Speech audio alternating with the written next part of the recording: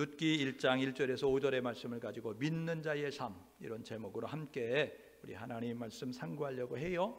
부제로는요, 엘리멜렉 가정이 주는 교훈, 이런 제목으로 생각해 볼 수 있겠습니다. 사람은 보이는 부분과 보이지 않는 부분으로 함께 어우러져 있습니다. 보이는 부분을 육체라고 이야기하고요, 보이지 않는 부분을 영혼, 이렇게 이야기할 수 있겠습니다. 사람들은요, 육체와 영혼이 함께 어우러져 있을 때 살아있다라고 이야기하고요, 이게 분리가 되는 것을 죽었다, 돌아가셨다라고 표현을 쓰게 되어집니다. 그런데 살아있는 동안 육체와 영혼이 한 덩어리가 되어져 있을 때 사람들은 이렇게 살아갑니다. 유행가 가사처럼, 제목처럼 인생은 네 박자, 이렇게 이야기하는 것처럼 이제 육체로 시작해서 육체로 마치는 사람이 있어요. 그런가 하면 육체로 시작했다 영으로 마치는 사람도 있고, 영으로 시작했다 육체로 마치는 사람도 있으며, 영으로 시작했다 영으로 마치는 사람들도 있습니다. 교회의 중직자 자녀들 가운데서 세 번째, 영으로 시작했다 육체로 마치는 사람들이 있습니다. 그 사람들은 부모님을 보면서 태어나 보니까 모태신앙인 거죠. 태어나 보니까 믿음의 가정에 태어나는 거예요. 그런데 살아계신 하나님을 믿는 우리 부모님이 교회의 목사고, 교회의 전도사고, 교회의 장로님이고, 교회의 권사님인데 보게 되어지니까 전혀 살아계신 하나님을 믿는 게 아니죠. 그래서 언행 불일치, 신행 불일치의 모습을 가지고 살아가니까 존경하지 않습니다. 신뢰하지 않습니다. 그래서 부모 밑에서 키워질 때는요, 할 수 없이 교회에 나와요. 나와주는 거죠. 그래서 교회를 나오는데 고등학교를 졸업하면서 고등학교 진학을 하거나 대학교를 지나가면서 부모의 곁을 떠나 기숙사 생활을 하든지 아니면 자취를 하든지 부모의 가정에서 탈출하는 순간 그들은 교회를 접습니다. 그리고 교회에 대해서 전혀 관심을 갖지 아니하고 전혀 하나님의 이름을 부르지 않고 살아가는 모습을 갖게 되어집니다. 기독교는 체험이거든요. 기독교는 경험이거든요. 그러니까 체험하지 않으면 하나님이 살아계셔, 이걸 지식으로만 하는 사람은요, 그래서 요즘 기독교 안티 세력들 많잖아요. 우리 주변에 세상에 기독교를 모르는 사람이 기독교 공격하지 않습니다. 기독교를 공격하는 안티 세력들 가운데 많은 사람들이 기독교 집안에서 성장을 한 사람들, 목회자의 자녀이거나 중직자의 자녀이거나 심지어는 신학까지 한 사람들 가운데서 신학교도 졸업을 했어요. 그런데 예전에는요, 공부 잘하면 서울대학교 가라 그래요. 그리고 공부 못하면 신학대학 가라, 이렇게 이야기할 정도가 됐어요. 그러니까요, 이제 많은 사람들이 이 영혼을 관리하고 영혼을 돌아보고 영혼을 바른 데로 이끌어가야 될 그런 사람들을 갈 데 없으면 신학대학에 나가, 이런 모습을 가지고 이야기할 정도가 되어져서 그런 사람들이 와서 소명감도 없이 교회에 온 거잖아요. 신학교에 온 거잖아요. 그러니까 세월이 가서 졸업은 하게 됐는데 경험이 없는 거예요. 하나님이 살아계시다고 하는데 하나님의 음성도 듣지 못하고 하나님이 역사하시는 것도 경험하지 못하고, 그러니까 졸업은 해가지고 졸업장은 따서 안수는 받게 되어지고, 그리고 이제 이렇게 남들을 돌아보는, 말씀을 선포하는 그런 선교자가 되어졌는데 그들은 지식으로 말하는 거죠. 사람은 본 것만큼 말하고요, 사람은 경험한 것만큼 말합니다. 그러니까요, 그렇다더라 라고 이야기하는 모습을 가져요. 그래서 신은 죽었다, 사신신앙 말하게 되고요, 해방신앙 말하게 되고요, 노동신앙 말하게 되고요, 여성신앙 말하게 되고요, 그러면서 다른 종교에도 구원이 있다라고 이야기하는, 심지어는 그런 이제 이야기까지 하는 그런 이제 사꾼과 같은 그런 경험되지 못한 지식인의 그런 상태에 있는 그런 목회자들이 있다는 거예요. 그러니까 그런 밑에서 자라는, 그런 밑에서 함께 신앙생활하는 사람들은요, 이게 육으로 시작했다 육으로 마치든지 이제 영으로 시작했다 육으로 마치는 그런 모습을 갖게 되는 것을 우리가 보게 돼요. 그러니까 보세요, 불신자의 가정에 태어난 사람은요, 육으로 태어나는 거예요. 영이 죽은 상태로 태어나죠. 근데요, 이게 일과 사건이 없이 그냥 불신자끼리 또 결혼해서 살게 되면요, 육으로 그냥 쭉 흘러가는 거예요. 그러니까 그들의 꿈은 뭐냐면요, 좀 더 넓은 집, 좀 더 좋은 차, 그리고 좀 더 이제 높은 곳, 그런 것을 생각하면서 좀 더 많이, 좀 더 높이, 좀 더 넓이, 이런 것들 생각하면서 썩어질 육신의 땅의 것들을 급급하다가 살아가는, 육으로 시작해서 육으로 마치는 모습을 갖게 됩니다. 그런데 어떤 사람은요, 이 육으로 불신자의 가정에 태어나고 하나님을 모르는 사람으로 태어났는데 삶을 살다가 어느 사건과 어떤 계기를 통하여서 친구를 통하든지 결혼을 해서 아내와 남편을 만나게 되어졌을 때 예수 믿는 사람을 통하여서 이제 교회에 입문하게 되어지고, 그리고 말씀을 들으면서 기도하면서 하나님을 경험하고 체험하면서 음성도 듣고 하나님의 살아계심을 체험하게 되면 영으로 이제 생을 마감하는 모습을 갖는 사람도 있게 되어지는 거예요. 그런가 하면 이 정말 믿음의 가정에 태어나서 영으로 이제 시작한 그런 모습을 가졌는데 신실한 부모님을 보게 되어지니까 나도 부모님의 뒤를 이어서 나도 하나님을 잘 섬기며 살아야 되겠다라는 모습을 가지고 영으로 마치는 모습을 가지고 있는 사람을 보게 됩니다. 바울이요 13권을 기록했는데 신약성경에 이 갈라디아 교회에 쓴 편지가 있습니다. 이 갈라디아 교회 3장 3절에 이렇게 이야기합니다. 어리석도다 갈라디아 사람들아, 어찌하여 성령으로 시작했다 육체로 마치려느냐 라고 이야기하면서 영으로 시작했다 육체로 마치려나, 이렇게 책망하고 있는 내용을 우리가 보게 됩니다. 오늘 살펴보게 될 그 인물이 바로 영으로 시작했다 육체로 마치는 사람이에요. 오늘 이 룻기를 읽었는데 룻기의 배경은요, 룻기 1장 1절에 사사들이 치리하던 때라고 이렇게 시작을 합니다. 그래서 구약 10시대가 있어요. 39권을 구약 10시대로 나누게 되는데 이 10시대 가운데서 사사시대가 있습니다. 사사시대는 어느 시대이냐면 이제 출애굽한 세대가 가나안 땅을 정복하고 분배를 마쳐요. 그리고 난 다음에 이제 이스라엘 백성들이 사무엘에게 와서 사무엘상 8장 6절에 당신은 나이가 많아 우리를 지도할 지도력이 없고 당신의 아들들을 보니까 사무엘의 아들들도 지도력이 없어서 우리가 신뢰하고 믿고 존경할 인물이 아닙니다. 그러니까 우리에게 왕을 세워주십시오 하고 사무엘에게 이야기하는 내용이 8장 6절에 나오거든요. 그것을 통해서 알 수 있었던 것은 뭐냐면 이제 베냐민 지파에 소속된 사울이라고 하는 왕을 통일 왕국의 첫 번째 왕으로 세워요. 그 사이를 사사시대다라고 이야기하는 거예요. 가나안 땅을 정복하고 분배하는 게 여호수아가 다루고 있었잖아요. 그 다음에 통일 왕국을 다루는 내용이 사무엘상이거든요. 그러니까 그 사이에 있었던 약 350년 정도의 기간인데 그때에 12명의 사사가 이렇게 일어나서 이스라엘 백성들을 구원하고 이스라엘 백성들을 이끌었다라고 하고 다루는 내용이 뭐냐면 사사기, 그 다음에 오늘 우리가 읽었던 룻기 1장 1절에 보니까 사사들이 치리하던 때라고 이야기하면서 이게 사사시대의 이제 인물에 대해서 우리에게 소개를 하고 있구나를 알게 되어진다는 것입니다. 룻기는요 사사들이 치리하던 때라고 이야기하죠. 그런데 어느 때일까? 사사시대는 12명의 사사가 있었다고 하는데 어느 때일까? 이렇게 우리가 그 때를 아는 것이 중요하잖아요.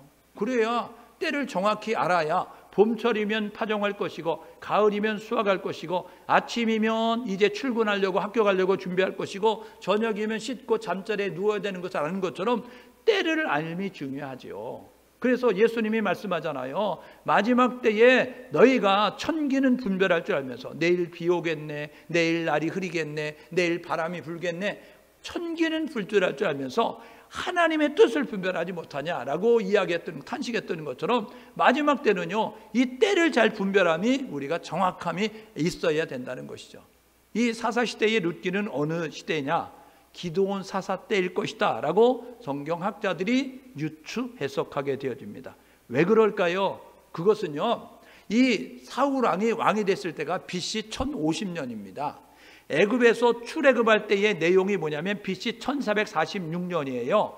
광야 생활 40년이거든요. 그러니까 1406년에 가나안 땅 이제 정복 전쟁을 벌이기 시작합니다. 그리고 나서 이제 1050년에 사울 왕이 등극을 하게 되어지니까 이제 1406년에서 이제 그 50년까지 사는 거게 되면 약 350년의 기간이 있게 되어지니까 사사시대가 350년경이다 라고 이렇게 이야기하는데 그 기간 동안에 이 룻이라고 이 룻기가 기록된 이 엘리멜렉이 살던 시대는 어느 때일까를 살펴보니까 기드온이라는 거예요. 왜 그러냐면요 이 룻기에 나오는 주인공 룻은요 모압 여자거든요. 오늘 읽었던 사절에 보니까요 모압 여자들과 결혼을 시켰다. 그런데 두 며느리를 맞이했는데 하나의 이름은 오르바, 하나의 이름은 룻이더라 라고 이야기해요. 근데 이 룻기 4장에 가게 되어지니까요 이 룻이 이 이스라엘 제도에 있는 이스라엘 땅에 있는 고엘 제도, 기업을 무르고 그리고 계대 문화가 있어요. 그 형제가 있는 이제 그 형제 가운데서 결혼을 했다가 자식이 없이 죽게 되면 그 형수를 취하든지 제수를 취하여서 그래가지고 그 가문의 대가 이어갈 수 있도록 하는 그런 제도가 있는 것이 이스라엘 문화였거든요. 그래서 이제 그 시집 왔던 룻이 그 집안의 남자들이 다 죽어서 이제 소망이 없는 가운데 이 가업을 이을 수 없는 그런 가운데 있게 되었을 때 그때에 그 가까운 친족 가운데 하나였던 보아스와 결혼을 해요. 보아스와 결혼해서 룻이 오벳을 낳고 오벳이 이새를 낳고 이새가 다윗을 낳았더라 라고 이렇게 이야기하거든요. 그러니까 이 룻은 모압 여자였는데 누구냐면 다윗의 증조 할머니가 됩니다. 마태복음 1장 1절에 보게 되면요, 예수님의 족보가 나오는데 예수님의 족보 가운데 4명의 이방 여자가 나옵니다. 그때의 이방 여자가 나오는데 기생 라합도 나오고요, 그 다음에 이 룻도 나오게 되어지거든요. 우리아의 아내 밧세바도 나오게 되어지고 이런 모습을 가지고 나오게 되어지는 것을 통하여서 이 룻이 다윗의 증조모다. 그러니까 다윗이 왕으로 등극할 때가 사울왕이 BC 1050년이면 40년 만에 다윗이 왕이 됩니다. 1010년이고요. 그 다음에 40년 뒤에 솔로몬이 왕이 됩니다. BC 970년이에요. 그러니까 1050년에서 40년 지난 다음에 다윗이 왕이 되니까 BC 1010년일 것이다 라고 생각하니까 그러면 사사시대 가운데서 기드온 사사 때일 것이다 라고 이렇게 해석을 하게 되어집니다. 사사시대의 특징은요, 17장 6절에 21장 25절에 있습니다. 한 구절로 되어 있는데 이렇게 이야기합니다. 그때의 왕이 없으므로 사람들이 자기 멋대로 살았더라 라고 이렇게 이야기합니다. 그때의 왕이 없으므로 이스라엘 백성들이 자기 감정대로 기분대로 형편대로 살았더라. 이게 17장 6절에 18장 1절에 19장 1절에 21장 25절에 나오는 내용입니다. 그러니까 쉽게 이야기하면 하나님 없이 살았다는 거예요. 왕이 없는 것이 아니고요, 출애굽기 19장 5절 6절에 분명하게 하나님이 계약서 체결했어요. 시내산에 이스라엘 백성들을 애굽에서 이끌어낸 다음에 시내산에 도달했을 때 출애굽기 19장 5절 6절에 계약하자라고 이야기하면서 내가 너의 하나님이 될게, 너희는 나의 백성이 되자라고 이야기하면서 단 한 가지 내 명령을 따라 살아라. 그래가지고 이스라엘 백성들에게는 우리가 다 준행하겠습니다, 다 따르겠습니다, 명령을 다 순종하겠습니다 라고 해요. 계약이 체결됐어요. 그래서 그 순간부터 하나님은 이스라엘의 왕이 됐습니다. 그리고 이스라엘 백성들은 하나님의 백성이 됐어요. 하나님이 왕이 됐다는 것은요, 세 가지 의미가 있어요. 그거는 뭐냐면 내가 너의 보호자가 되마, 내가 너의 인도자가 되마, 내가 너의 공급자가 되마 라고 이야기하는 거예요. 그러니까 하나님을 왕으로 삼은, 하나님을 주인으로 삼은 그 이스라엘 백성들은 하나님만 바라보면 되는 거예요. 하나님만 의지하면 되는 거예요. 하나님이 때를 따라 공급해 주시고 하나님이 보호해 주시고 하나님이 인도해 주시니까 하나님의 인도하심을 따라 나아가면 헤매이지 않는, 그리고 돌고 도는 인생이 아니고 지름길로 생명의 길로 걸어가는 그런 모습이 되어질 수 있는 것이죠. 그런데요, 이제 그 시대에 엘리멜렉이라고 하는 사람 오늘 소개를 하잖아요. 엘리멜렉의 뜻이 있습니다. 이름의 뜻이 있는데 엘리멜렉은 뭐냐면 나의 하나님은 왕이시다라는 뜻이에요. 여러분, 사사시대의 특징이 뭐냐면 왕이 없다는 거예요. 그런데 엘리멜렉, 그 시대에 살았던 엘리멜렉은 나의 하나님은 왕이시다라는 뜻을 가지고 있어요. 그러니까 이름에서 느껴지는 것처럼 믿음의 부모님들이, 믿음의 집안 어른들이 하나님을 왕으로 삼고 살아라 라고 이렇게 이야기하면서 이 엘리멜렉이라는 이름을 지어줬어요. 여러분, 솔로몬이 쓴 전도서에 보게 되면 그런 내용이 있죠. 전도서는요, 솔로몬이 쓴 그 성경의 마지막 그런 성경책이라고 이야기하잖아요.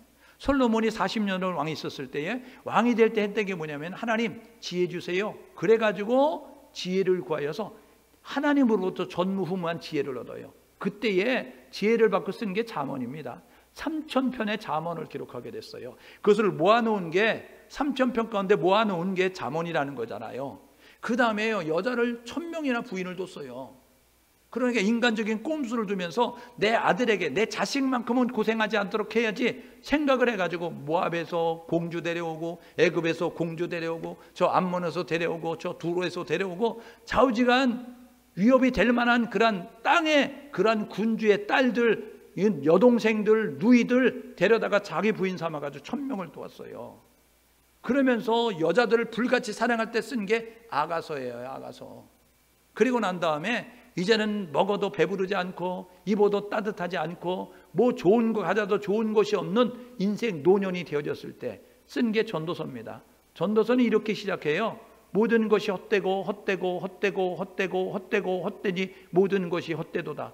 이게 뭐냐면요, 입어도 좋지 않고 먹어도 좋지 않고 가져도 행복하지 않고 다 부질없는 짓이야 라고 이야기하면서 전도서 12장 13절에 이렇게 이야기합니다. 사람은 이렇게 사는 게 사람다운 거야, 사람은 이렇게 살아야 사람답게 사는 거야 라고 이야기하면서 하나님 경외하고 그 말씀대로 순종할지니라. 이게 사람의 본분이다. 그러면서 14절에 하나님은 선악간에 분별하신다 라고 이야기하면서 하나님이 판단하실 것이니까 판단하실 하나님 앞에 부끄러움이 없도록 하나님을 의식하고 하나님을 예배하고 하나님의 원칙과 하나님의 말씀에 순종하며 살아야 돼 라고 이야기하게 되거든요. 엘리멜렉은요, 나의 하나님은 왕이시다는 뜻을 가지고 있어요. 오늘 읽었던 말씀에 보니까요, 땅을 분배받잖아요. 우리가 여호수아서를 통해서 이제 만나보게 됐잖아요. 가나안을 정복하고 난 다음에 가나안 땅을 분배하게 됐을 때, 그때 여러분 가나안 땅 분배할 때 여러분 어떤 모습을 가졌어요? 보게 되어지면요, 위에 갈릴리, 요단강 그리고 사해잖아요. 이 동편의 2지파 반, 이 서편의 9지파 반이 땅의 분배를 받게 되었어요. 그때에요, 예루살렘과 베들레헴과 그리고 유다 지파, 이제 대표로 가나안 땅을 정답했던 갈렙이 차지했던 헤브론이라고 하는 그 땅이 소속된 것이 유다 지파의 땅이거든요. 이 땅에 지금 이제 살고 있었던 엘리멜렉이었다고요. 이 엘리멜렉이 지금 어디로 가느냐면요, 이 모압이라고 하는 땅으로 건너가게 되는 거예요. 이 베들레헴이라고 하는 유다 땅, 이 땅은요 하나님께서 약속하신 땅이고 이 모압 땅은요 하나님이 약속하지 않는 땅이에요. 그런데 어찌된 연으로 이 베들레헴에 살고 있는 엘리멜렉이라고 하는 유다 지파에 소속된 사람이 모압으로 건너가게 됐을까? 오늘 그것을 통하여서 우리가 이제 반면 교사를 삼고 엘리멜렉을 통해서 우리는 어떻게 살아야 될까를 다시 한번 다짐해 보는 그러한 시간이 되기를 원하는 것이죠. 여러분, 엘리멜렉은 나의 하나님은 왕, 이런 뜻을 가지고 있어요. 유다 지파 사람이고요, 베들레헴 에브랏 이제 동네의 사람입니다. 그가 결혼을 했습니다. 그의 가족의 이름들을 2절에 보니까 이렇게 이야기합니다. 아내의 이름은 나오미, 그 다음에 두 아들은 말론과 기론, 이렇게 이야기하는데요, 나오미의 뜻은 뭐냐면요, 기쁨, 즐거움, 이런 뜻입니다. 그러니까 이 나의 하나님은 왕, 이런 뜻을 가지고 엘리멜렉의 아내의 이름은 나오미예요. 그런데요, 룻기를 보시면, 룻기는 4장을 읽었으니까 여러분이 돌아가서 오늘 읽으셔도 되는데, 룻기 이 1장에 보게 되니까 이제 기근이 해결됐다고, 문제가 해결됐다고 그 땅을 향해서 다시 돌아가려거든요. 그때 동네 사람들이 아이고 나오미가 온대, 나오미가 돌아온대, 그래가지고 나오미를 막 이름을 부르게 되어지니까 나오미가 뭐라 하면 나의 이름을 나오미라고 하지 마, 나는 기쁘다, 이런 뜻을 가지고 있는 나오미가 아니야, 나는 이제 마라라고 해 라고 해요. 마라는 뭐냐면 고통, 괴로움, 이런 뜻이에요. 왜요? 이 나오미의 처지가 고통스럽고 나오미의 처지가 괴로워졌기 때문에 동네 사람들에게 나를 나오미라고 하지 말고 마라라고 해 라고 이야기하면서 이름을 바꿨어요. 두 아들이 있었어요. 말론과 기론. 이 말론의 뜻은 뭐냐면 허약한, 병약한, 이런 뜻을 가지고 있는 거예요.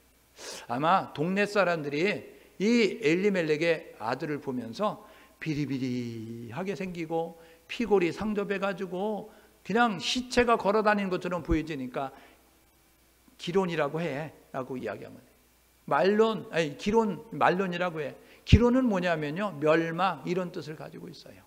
그러니까요, 아마 이 이름은, 말론과 기론은 그 집안이 되어진 것을 보면서 그 아들들의 이름을 이렇게 부르지 않았을까, 이렇게 해석을 하게 되어집니다. 왜냐하면 여러분, 우리가 욥이라고 하는 고난의 대명사 욥이 있잖아요.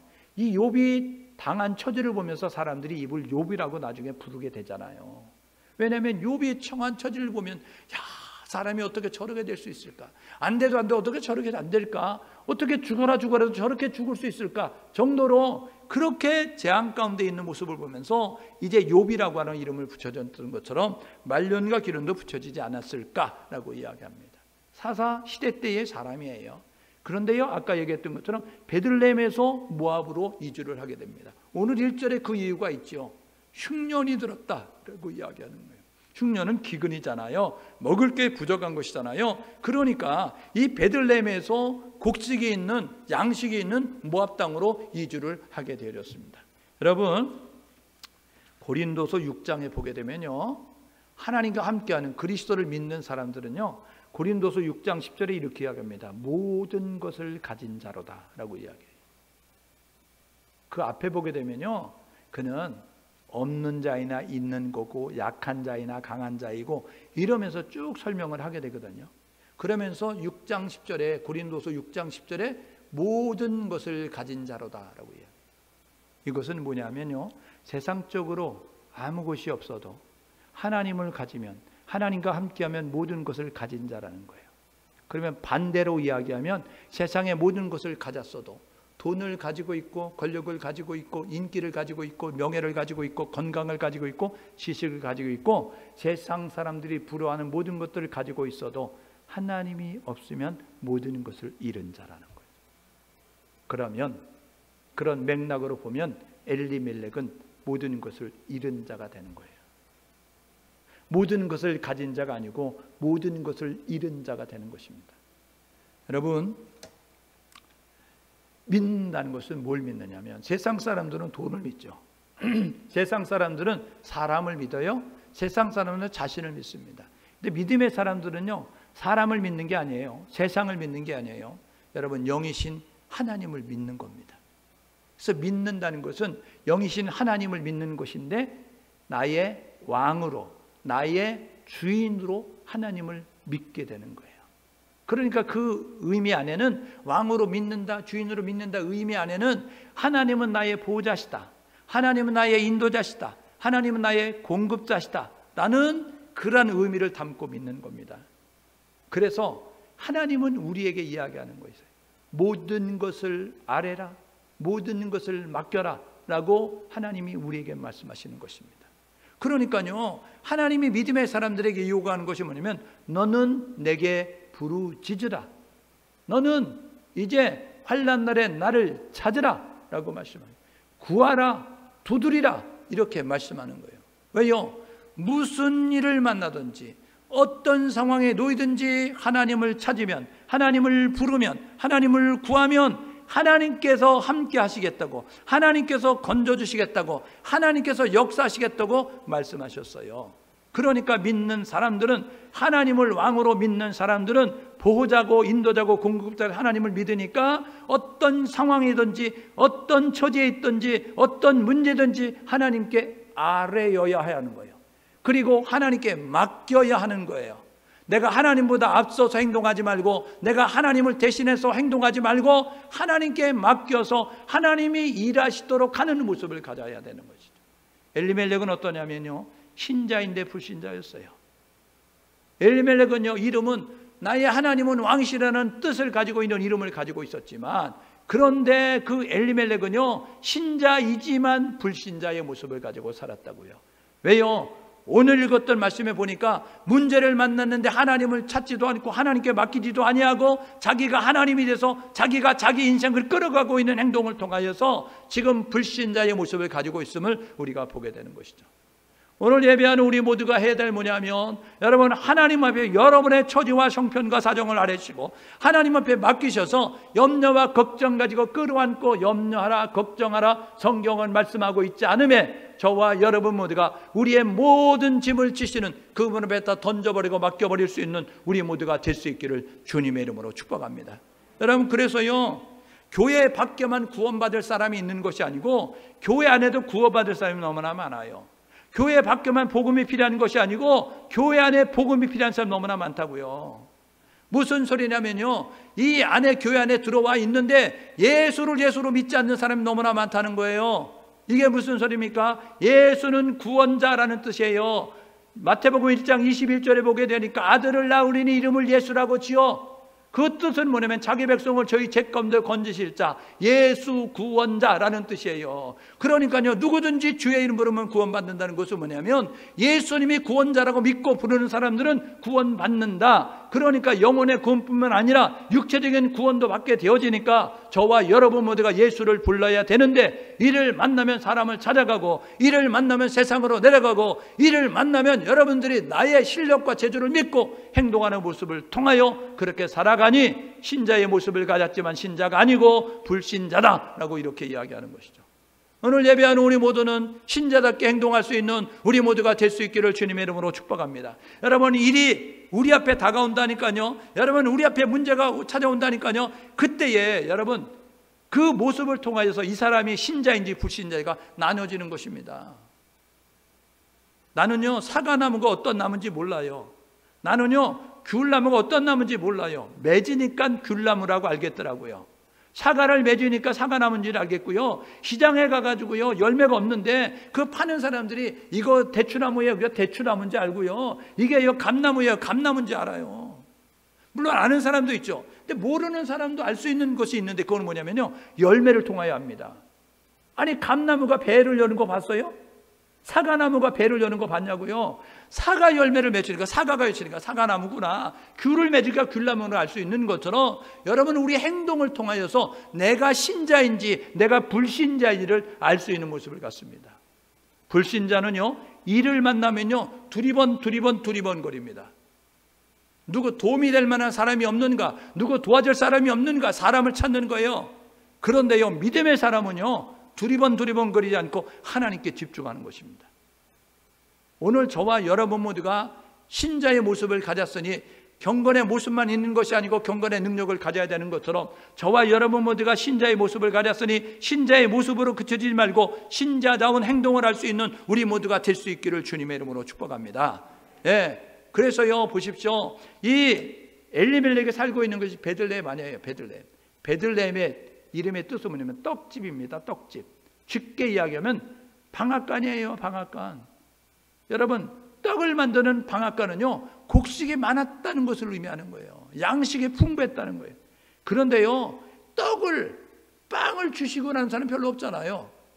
물론 서양은 그렇지만 우리 같은 경우에는 밥이 주식 아니에요. 그러니까 떡은 특별한 날만 먹는 거잖아요.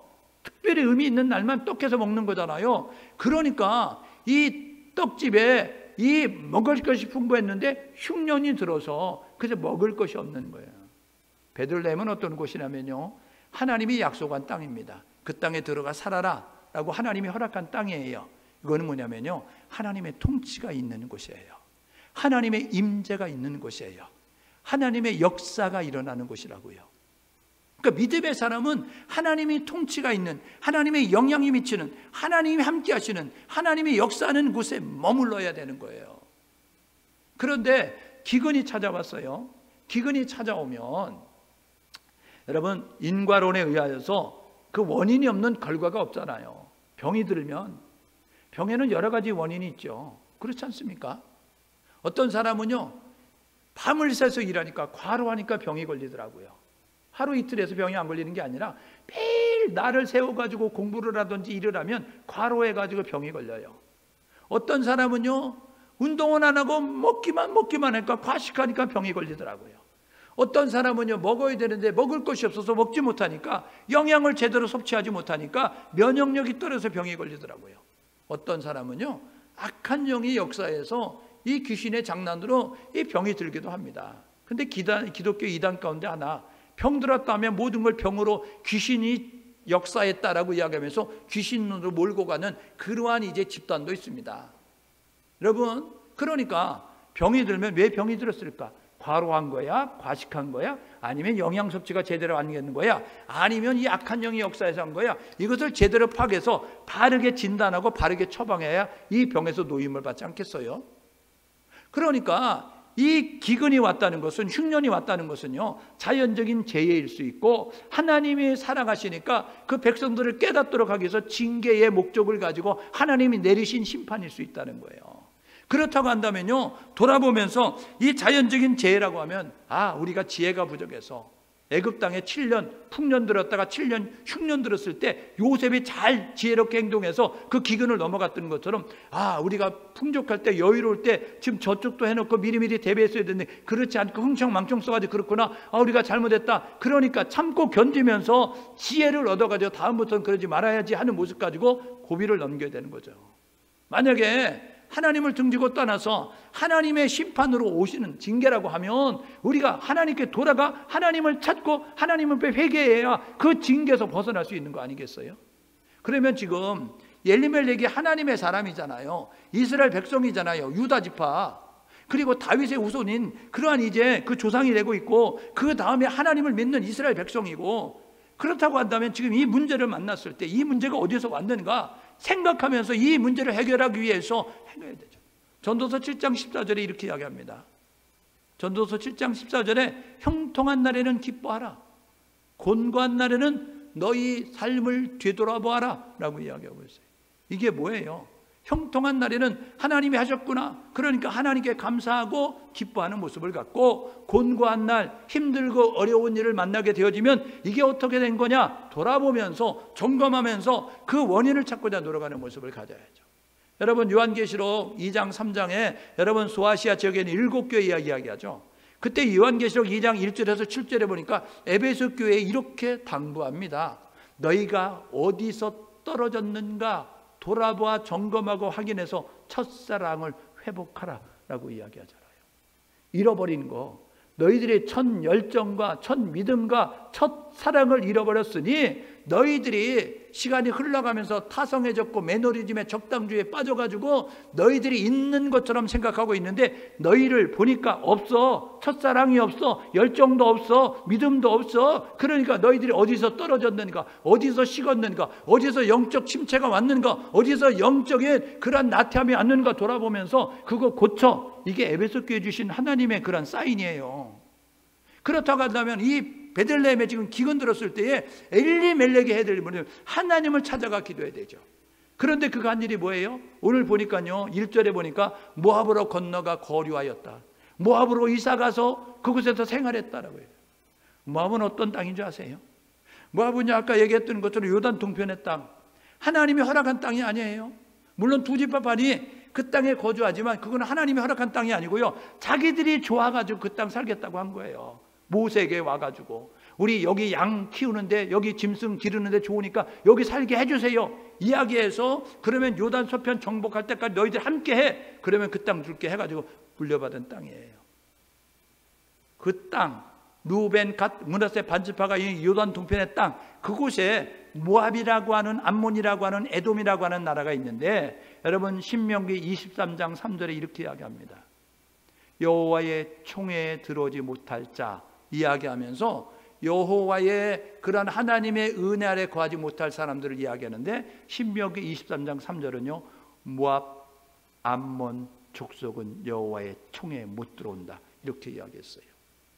여러분 모압 족속이, 암몬 족속이 어떻게 생겨진지 아시잖아요. 창세기에 보니까 아브라함의 조카, 여러분 그 롯이 소돔과 고모라 성에 가서 살게 되어집니다. 소돔과 고모라 성으로 이주할 때도요 롯은요 철저하게 인간적으로 건너간 거예요. 왜냐하면 아브라함과 함께 살 수 없게 되어지니까 맨날 싸움이 나니까 우리 서로 갈라지자. 너가 동으로 가면 내가 서로 가고, 너가 남으로 가면 내가 북으로 갈 테니까 우리 서로 갈라지자. 아브라함이 이렇게 이야기했어요. 그래서 롯이 바라보니까, 소돔과 고모라 성을 바라보니까 에덴 동산 같았더라. 짐승 기르는데 쾌적의 장소, 그리고 생활하는데 불편함이 없는 도시, 그곳에 간다고 갔는데, 그 소돔과 고모라 성은요 소도마이트라는 뜻이거든요. 소도마이트, 영문으로 소도마이트는 뭐냐면 동성애라는 뜻입니다. 동성애가 만연되는 곳이에요. 하나님이 없는 곳, 육체적인 쾌락을 쫓는, 그래서요 천사가 그곳에 방문했을 때, 롯의 집에 들어갔을 때 여러분 그 동네 건달들이 와서, 불량배들이 와서 문을 두드리면서 한 일이 뭐예요? 이 집에 낯선 사람 들어왔지, 이 집에 낯선 사람 내놔, 우리가 그들과 상관하리라. 이게 뭐냐면요 원어대로 풀어서 설명하면 그들과 성관계하리라라고 이야기하는 거예요. 남자가 남자로 성관계하겠다고, 동성애하겠다고 그런 모습을 가지고 그 사람들을 요구하는 도시였어요. 하나님이 참다가 참을 수 없으시니까 불과 유황으로 그 소돔과 고모라 성을 심판할 수밖에 없는 그러한 곳이었거든요. 그런데요, 그곳에서 빠져나올 때 하나님이 남겨두는 자가 있잖아요. 아브라함이 중복이 됐어요. 창세기 18장에 의인 50명 있어도 멸하시려 합니까? 45인이요, 40명이요, 30명이요, 20명이요, 10명이요. 10명 있어도 의인 멸하면 안 되잖아요. 그러니까 하나님이 심판하시는 가운데서도 남겨두는 그 의인들이 있었는데, 롯의 가족들. 그래서 이제 천사가 빨리 도망가라 이야기해, 빨리 그 성에 나와라라고 이야기해서 나오잖아요. 나오다가 절대 뒤돌아보지 마 이야기하는데, 롯의 아내는요, 그동안 이루어놓던 것, 땅에 그런 부동산 투기하고 건물 지어놓은 거, 그리고 세상에 이거 양떼 키워놓은 거, 그거 어떻게 되는지 돌아보느라고. 그건 잘 있나 돌아보다가 소금기둥 됐다라고 이야기하잖아요, 성경은요.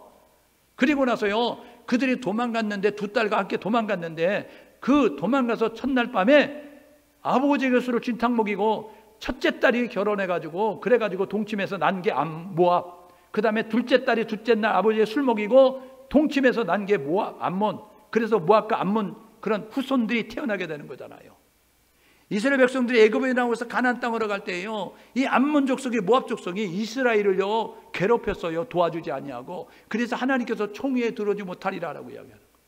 지금 하나님의 택함 받은 이 엘리멜렉이라고 하는 이 유다 지파에 소속된 사람이 하나님이 이제 총에 들어오지 못한다라고 이야기하는 그 지역으로 자기 말로 지금 들어가고 있는 거예요.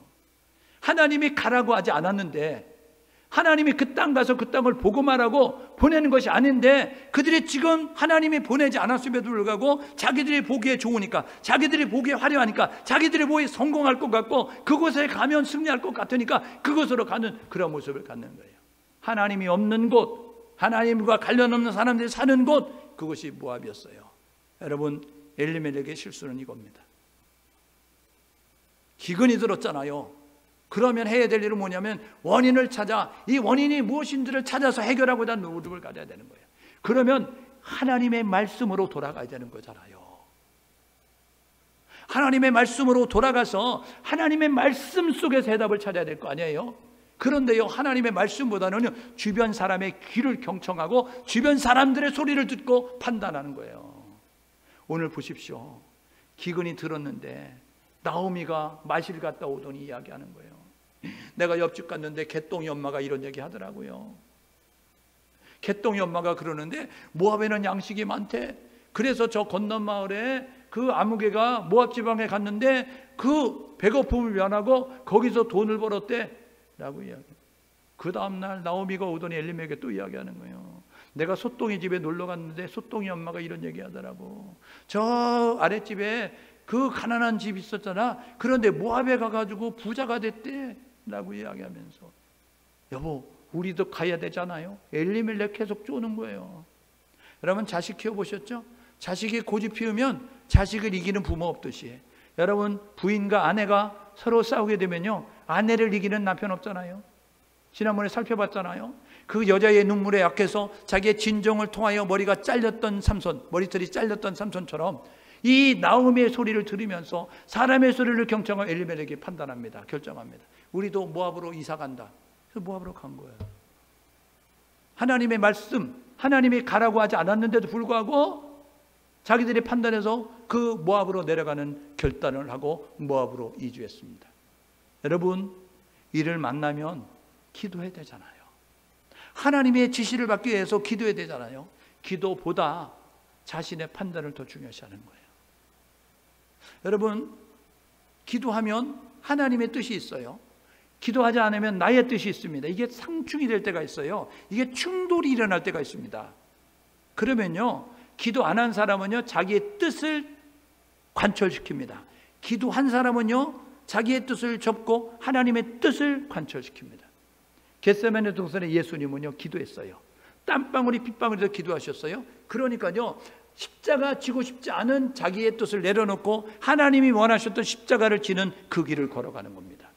기도하지 않으니까요, 하나님이 원하는 것을 하지 아니하고 자기가 원하는 대로 행동하는 그런 모습을 가지고 있음을 우리가 보게 되거든요.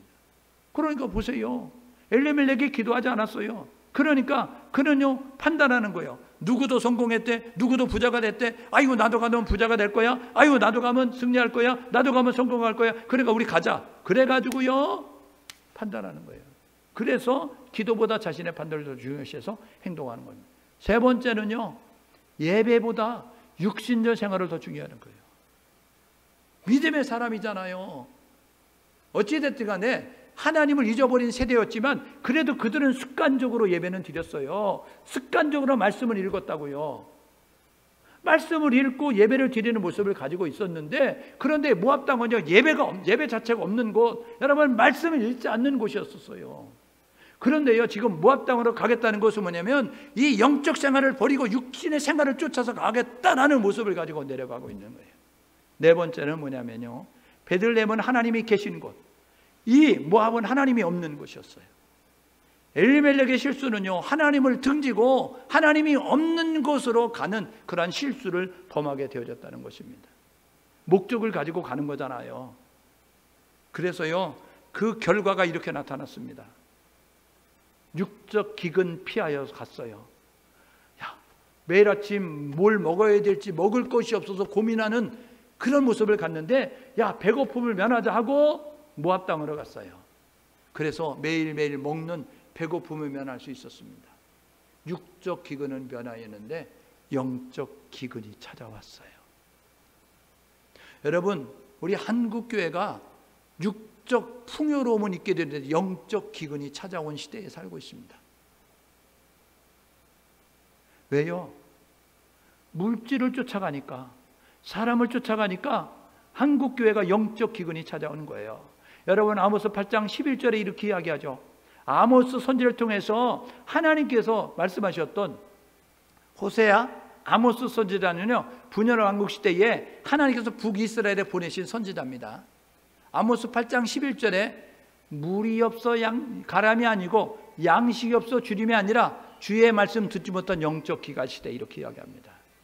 여러분, 영적 기근의 그러한 이제 상황 가운데 엘리멜렉이 내몰리게 되어진 거예요. 육적인 배부름은 있지만 영적인 곤고함이 있는 거예요. 여러분, 창세기 1장 1절에 이렇게 이야기합니다. 태초에 하나님이 천지를 창조하셨다.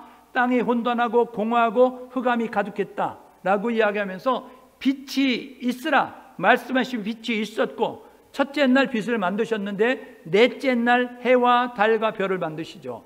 첫째 날 빛과 넷째 날 빛은 달라요. 요한복음 8장 12절에 보니까 예수님은 빛이라고 말씀하죠. 요한 1서 1장 5절에 보니까 하나님은 빛이라고 말씀하죠.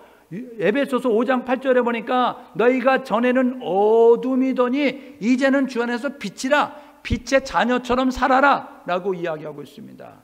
빛이신 하나님을 모시니, 빛이신 예수님을 모시니 우리가 빛의 자녀가 되는 거예요. 그래서 빛을 모시기 전에, 빛과 상관이 없을 때는 어떤 모습을 가냐면 흑암이 가득하고 공허가 가득하고 혼돈이 가득한 모습을 갖는 거예요. 그래서 하나님이 없는 인생들 가운데 부자인 사람들, 하나님이 없는 인생 가운데 높은 권력을, 많은 권력을 가지고 있는 사람들, 하나님이 없는 가운데 세상적으로 부유한 가운데 있는 사람들, 그 사람들 가운데 나타나는 것이 뭐냐면 채워지지 않는 갈증이 있습니다. 그래서 그들은요 본드를 하고 마약을 하고 도박을 하고 세상 것에 중독되는 모습을 갖게 되는 거예요. 그런데요 이 모든 것을 가진 자가 되는, 하나님과 함께하는 데 모든 것을 가진 자니까, 하나님과 함께하는 자는요 아무 것이 없어도, 하박국 선지자가 이렇게 이야기하죠. 우리의 양이 없어도, 외양간에 송아지가 없어도, 밭에 식물이 없어도, 나무에 열매가 없어도 나는 여호와로 인하여 기뻐하고 즐거워한다.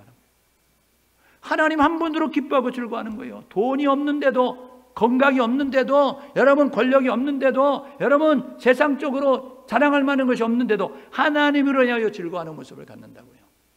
오늘 저와 여러분 모두가 해야 될 뭐냐면 영적 기근을 피하기 위해서 노력할 수 있기를 주님의 이름으로 축복합니다. 두 번째로는요 살려고 내려갔어요. 그런데요 살려고 내려갔는데 죽었습니다. 오늘 보십시오. 오늘 본문에 보게 되니까 이제 그 3절에 보게 되면 나오미의 남편 엘리멜렉이 죽었다. 5절에 보게 되니까 말년과 기도도 죽었다라고 이렇게 이야기하고 있는 거예요. 4명 내려갔는데 남자 세대, 여자 하나 내려갔는데 남자 세 죽고 여자 하나 남았어요. 살려고 되는데 죽었다니까요. 여러분, 베들레헴에 있으면 육은 죽었어도 영은 사는 거예요. 모압에 가서 육도 죽고 영도 죽는 모습을 갖게 됐습니다. 오늘 저와 여러분 모두가 되면 여러분 살려고 노력할 수 있는 성도들이 될 수 있기를 주님의 이름으로 축복합니다. 어디에 있어야 사는가를 돌아보십시오. 내가 어떻게 사는가를 돌아보시라고요. 세 번째로는요, 하나님의 신신당부했어요. 출애굽한 세대에 가나안 땅에 들어가면 섞이지 마. 매누리 삼지고 사이 삼지 마. 그리고 가나안 땅에 들어갈 광야 2세대에게도 신명기에 이야기한다고요. 가나안 땅에 들어가면 그들과 결혼하지 마. 이렇게 이야기했는데 보세요. 오늘 4절에 보게 되니까 모압 지방에 내려가더니 모압 여자를 며느리 삼았더라 이야기하잖아요. 하나님의 말씀을 귓등으로 듣는 거잖아요. 사사기 2장 7절에 여호수아가 사는 날 동안, 여호수아와 함께한 장로들이 사는 날 동안 하나님을 섬겼더라. 근데 사사기 2장 10절에 이렇게 이야기합니다. 여호수아 죽은 다음 세대는 하나님을 잊었더라. 신앙교육이 안 됐어요. 하나님이 이스라엘 백성들에게 이렇게 요구한다고 말씀이 전수가 안 되니까 그들이 하나님을 잊어버리고 하나님 말씀에 불순종하는 모습을 가져간 이방 여자, 야 우리가 모압에 살려고 모압 여자를 만나야 그래야 우리가 지금 의지도 되고 그래야 뭐 덕도 좀 보고 우리가 살 수 있는 거 아니야? 그래도 결혼하는 모습을 갖게 되는 거예요.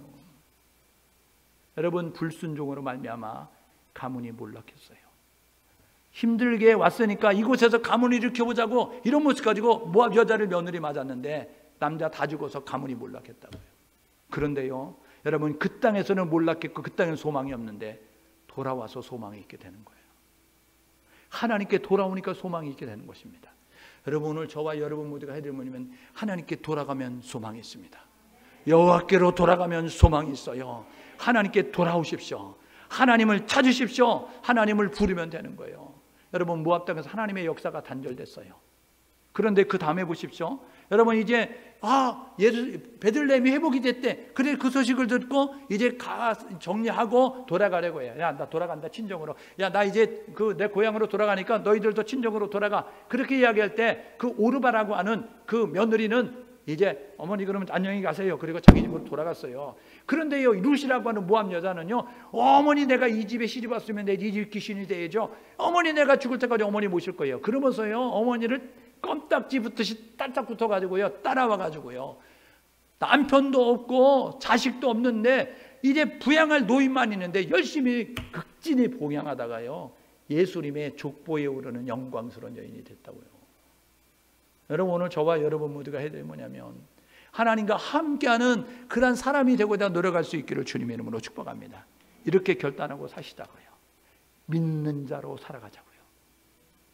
믿는다는 것은 하나님을 주인으로 모시는 거예요. 믿는다는 것은요, 하나님을 왕으로 모시는 겁니다. 여러분, 하나님을 왕으로 모시고 하나님을 주인으로 모셔서 우리가 이렇게 살자고요. 하나님의 말씀에 귀를 기울이십시오. 하나님의 음성을 듣고자 노력하십시오.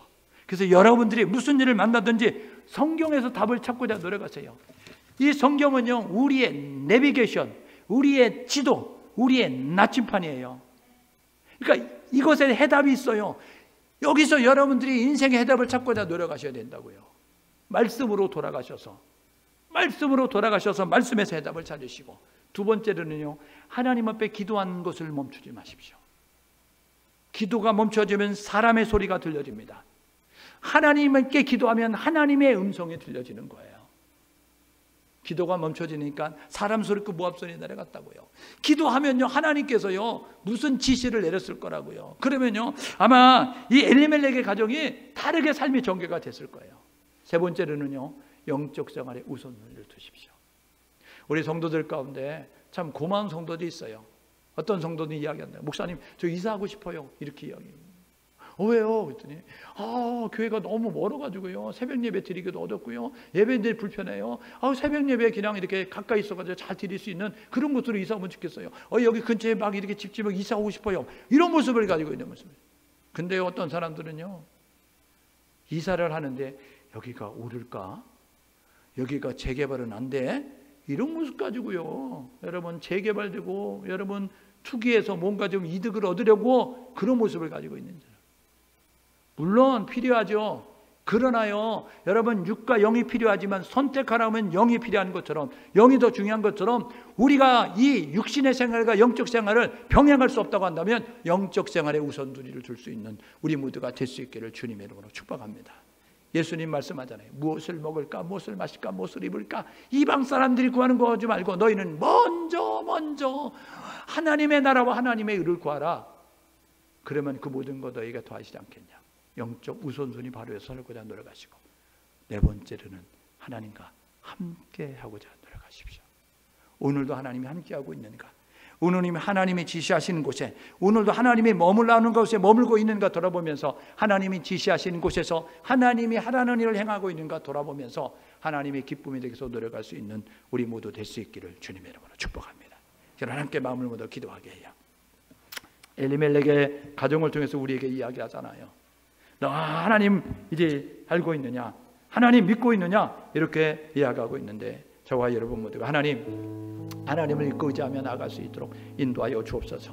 하나님과 함께하는 모습 가지고 나아갈 수 있도록 인도하여, 말씀보다 기도보다 하나님 앞서지 않도록 인도해 주시고, 먼저 영적 생활에 우선순위를 두고 하나님과 함께하는 것을 먼저 중요시하는 모습 가지고 나아갈 수 있도록 인도하여 주옵소서. 함께 마음을 모두 기도하겠습니다. 하나님 아버지, 은혜를 감사합니다. 오늘 우리를 불러주셔서 주의 전에 모여 예배드리게 하시니 하나님 진심으로 감사합니다.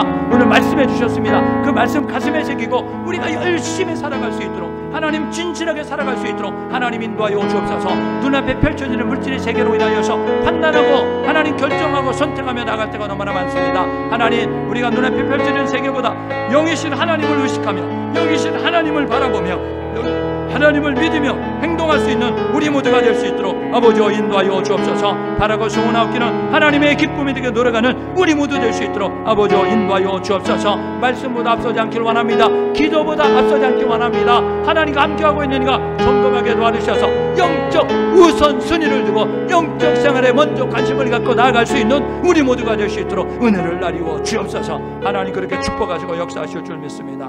도와주옵소서.